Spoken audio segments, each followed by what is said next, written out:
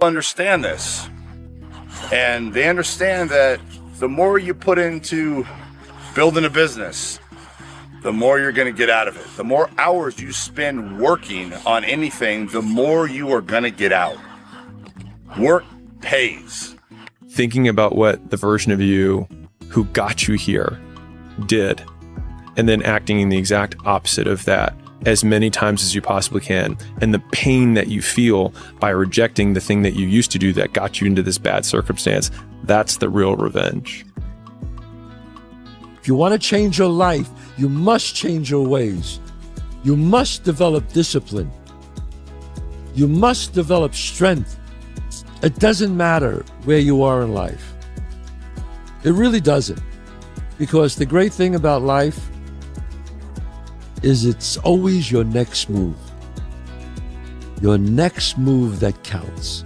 I did it alone.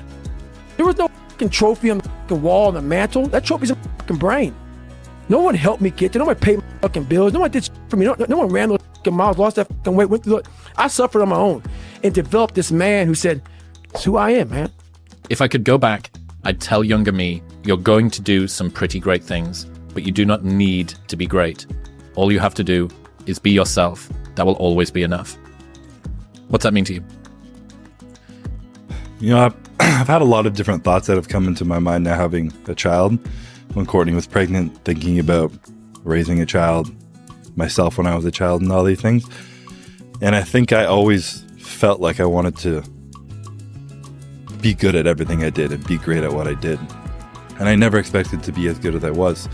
So it would just be such an interesting relief to be able to give myself to be like, you are going to be great. You're going to have all these things that you want, but you're also going to realize that they're not as important as you think they are. You know, like you're going to come to the realization where the relationships and your values and everything that you enjoy and the experiences of everything aren't going to come down to those spectacular moments on stage at the Olympia. They're going to be much more simpler than that. They're just going to be those moments where you're being yourself. You are your own hero.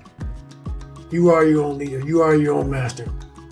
And that is a big one because we idolize so many people and we want to be them. We want to be someone else.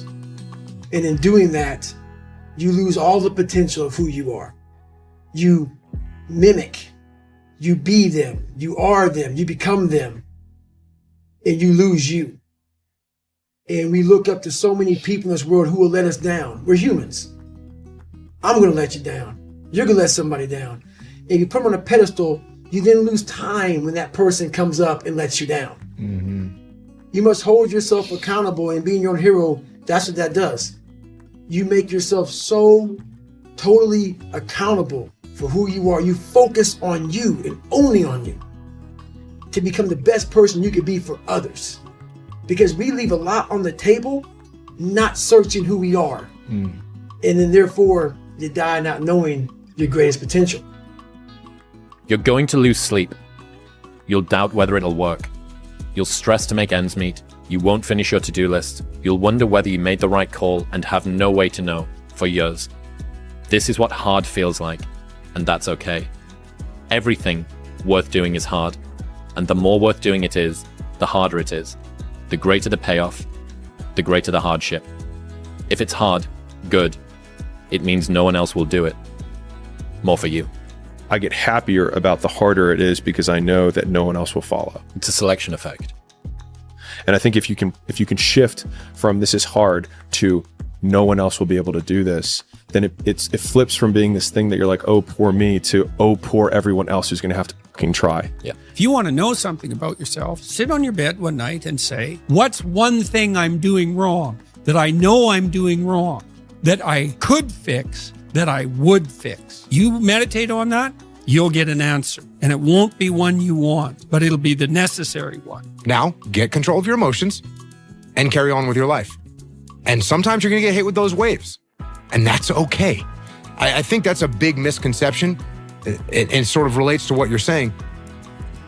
Oh, I'm having an emotional moment right now. There's something wrong with me. No, there's nothing wrong with you. There's nothing wrong with you. The other extreme is, oh, I'm letting my emotions run my life and I'm making a bunch of bad decisions. And my excuse is, well, you know, I lost some friends or I had this traumatic experience happen to me. That's why I'm doing, that's just an excuse. And it's a very easy excuse. People think that you should be weak and you should be docile and then you should be a pacifist. He goes, no, you should be a monster. He said you should be a monster. You should be ruthlessly ambitious and then learn how to control it. And it's that old expression. It's better to be a warrior in a garden than a gardener in a war. This is probably one of the heaviest hammer blows, I think, for today, this next one. This is a real My hammer blow. anger tweeting? Great. No, it's not. It's an existential one. Oh, fun. You've already achieved goals you said would make you happy. You've already achieved goals you said would make you happy. No matter how much you improve, no matter how much you change who you are, it's not permanent. You'll just wake up and say, oh my God, man, you're David Goggins. You break records. You do this, you do that. People want to know, how are you able to just be so hard? I never turned the thing off. Because once it turns off, I go right back to the David Goggins that is. And that's the guy that I'm constantly fighting every day. And it's a choice. I would say ask her out. No matter who she is, whether she's a job or a new city or a actual person. Whether she's an opportunity or a fear. If you're afraid of heights, ask her out. Like whatever she is, man, ask her out. And man, I just, if I could go back to that moment and just not be afraid, just recognize that whatever could be out there, I could have it. It's all in your mind. Whatever you hold in your mind will tend to occur in your life. If you continue to believe as you have always believed, you will continue to act as you have always acted. You will continue to get what you have always gotten. If you want different results in your life or your work, all you have to do is change your mind. What are you gonna do? How bad do you want it? There's two options: to continue forward, pushing upward. And if you do, that dream is given birth, and forever you will live in the reality of it. If you stop, quit, throw in the towel, I promise you there's no distance you can travel far enough to ever find that dream again. For it is dead. And in its death, it's replaced by regret. Right now, it's your choice.